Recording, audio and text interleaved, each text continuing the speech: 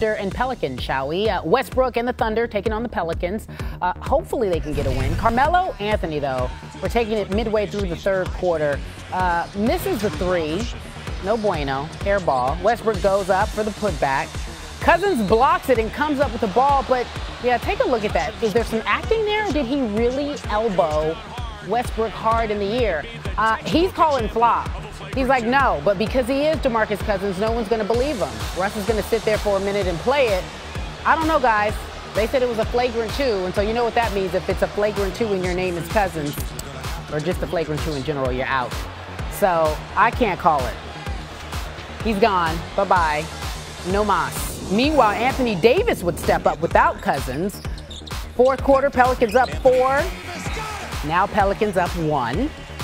I tell you, let me move that back. Now they're up 4. Rondo dishes to Davis, who hits the baseline jumper. Pelicans up 6. Later in the fourth, Pelicans up 4. Rondo, who I did not know was still playing in the NBA. That's bad on me. Yeah, it's all good. Davis, 36 points, 15 rebounds, 114-107. They win. So listen, after that loss, and we're talking about the Thunder, they're outside the top 8 teams in the West. In fact, they've got the same number of wins as my Lakers, and that's actually good.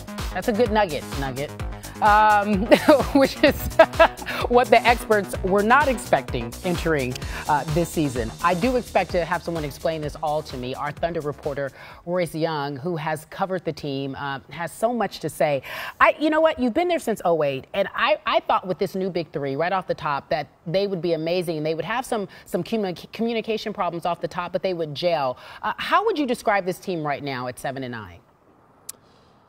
It's November 21st, Carrie. We haven't even had Thanksgiving turkey yet. There's no reason a lot of people want to panic, so you do have to try to keep that perspective in mind. There's 82 games in a season, but at the same time, with the way that this Thunder team is sitting right now, it does feel like they're kind of approaching a moment of truth, doesn't it?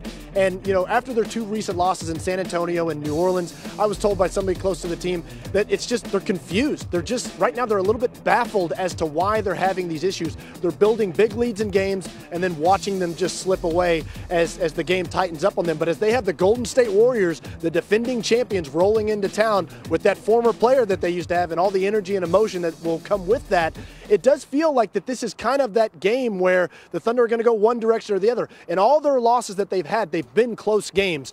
The Warriors have a knack for blowing people out. So as this Thunder team takes them on, where are they going to fall? This team was built to try to compete with the Warriors. They brought in these players, Carrie, Paul George, Carmelo Anthony, to compete with the talent of the Warriors. How do they match up with these guys on Wednesday night?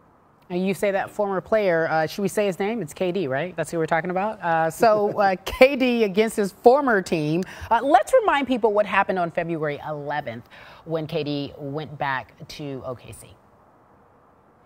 Well, Durant has said he's been thinking about this for about a month now. The instinctual reaction of fans is going to be to boo. Kevin done a lot for Oklahoma City and our team when he was here, so it's kind of up to them.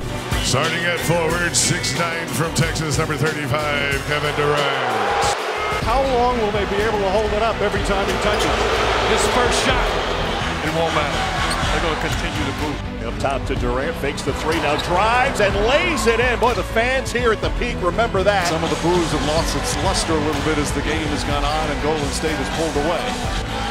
Half court, Russell Westbrook's looking at Kevin Durant saying, I'm coming.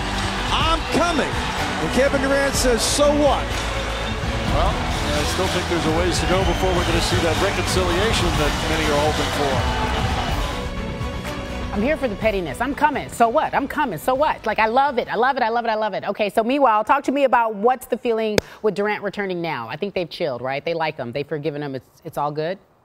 Yeah, I don't know about that. It's definitely cooled a little bit. There's not that visceral animosity necessarily. There will still be some cupcake chants. There will still be some signs, some boos, but it's not quite the same. Although the relationship with Westbrook and Durant, that's still the same it ever was. As Durant said in a recent interview, he talked about how he's pretty sure that Russell Westbrook would come visit him on his deathbed. Anytime you're invoking your deathbed, Carrie, to talk about the status of a relationship, not necessarily a good thing. But I do think that it won't be quite the same type of atmosphere. But for Russell Westbrook, nothing's changed. That guy's he's still going to be coming, but more than likely we'll see what happens on the floor.